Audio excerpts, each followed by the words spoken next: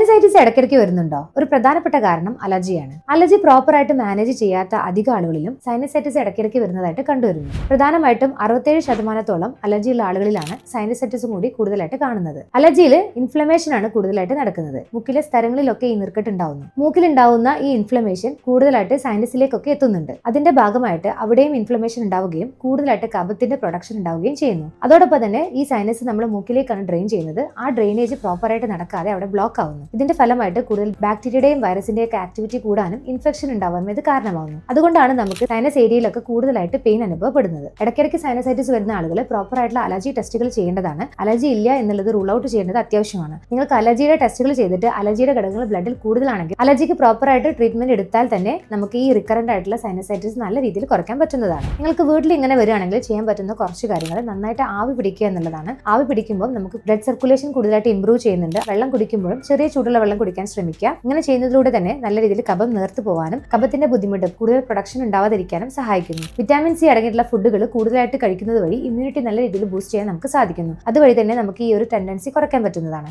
അതോടൊപ്പം തന്നെ anti inflammatory diet, അതായത് ഇൻഫ്ലമേഷൻ കുറയ്ക്കാൻ വേണ്ടിയിട്ടുള്ള ഡയറ്റ് കൂടുതലായിട്ട് എടുക്കാൻ ശ്രമിക്കുക. ഇഞ്ചി, വെളുത്തുള്ളിയൊക്കെ ഭക്ഷണത്തിൽ ഉൾപ്പെടുത്താൻ ശ്രമിക്കുക. ഒമേഗ 3 ഫാറ്റി ആസിഡ്സ് അടങ്ങിയിട്ടുള്ള ഭക്ഷണങ്ങൾ, ഫ്ലാക്സ് സീഡ്സ്, വാൾനട്ട്സ് ഒക്കെ കൂടുതലായിട്ട് ഇൻക്ലൂഡ് ചെയ്യുന്നത് നല്ലതാണ്. ചില ആളുകൾക്ക് സൈനസ് ഏരിയയിലൊക്കെ നല്ല പെയിൻ അനുഭവപ്പെടാറുണ്ട്. ഇങ്ങനെ ഉണ്ടെങ്കിൽ ചെറിയ ചൂടുള്ള ടവല് ഒരു 5-10 മിനിറ്റ് നമ്മൾ ഈ സൈനസ് ഏരിയയിൽ പ്രസ് ചെയ്ത് പിടിക്കുന്നത് വഴി നമുക്ക് ആ പെയിനൊക്കെ താൽക്കാലികമായിട്ട് കുറയ്ക്കാൻ സാധിക്കുന്നതാണ്. എന്നാൽ ഇതിന്റെ ഭാഗമായിട്ടുള്ള ഇൻഫെക്ഷൻ ഉണ്ടെങ്കിൽ തീർച്ചയായിട്ടും നിങ്ങൾ ട്രീറ്റ്മെന്റ് എടുക്കേണ്ടതാണ്. നന്നായിട്ട് ഉറങ്ങുകയും സ്ട്രെസ് നല്ല രീതിയിൽ മാനേജ് ചെയ്യുക എന്നുള്ളതാണ് വേറൊരു കാര്യം. സ്ട്രെസ് നല്ല രീതിയിൽ മാനേജ് ചെയ്യുന്നതോടൊപ്പം തന്നെ നന്നായി ഉറങ്ങാനും ശ്രമിക്കേണ്ടതാണ്. അലർജിക്ക് പ്രോപ്പറായിട്ട് ട്രീറ്റ്മെന്റ് എടുക്കുക. അതോടൊപ്പം തന്നെ ഇത്തരം കാര്യങ്ങൾ ശ്രദ്ധിച്ചാൽ തന്നെ നിങ്ങൾക്ക് റിക്കറന്റ് ആയിട്ട് സൈനസൈറ്റിസ് വരുന്ന ടെൻഡൻസി ഉണ്ടെങ്കിൽ അത് നമുക്ക് നല്ല രീതിയിൽ കൺട്രോൾ ചെയ്യാൻ പറ്റുന്നതാണ്. നിങ്ങൾക്കും ഇതുപോലെ അലർജിയോടൊപ്പം തന്നെ സൈനസൈറ്റിസ് വരാറുണ്ടോ? എന്നാൽ താഴെ കമന്റ് ചെയ്യൂ.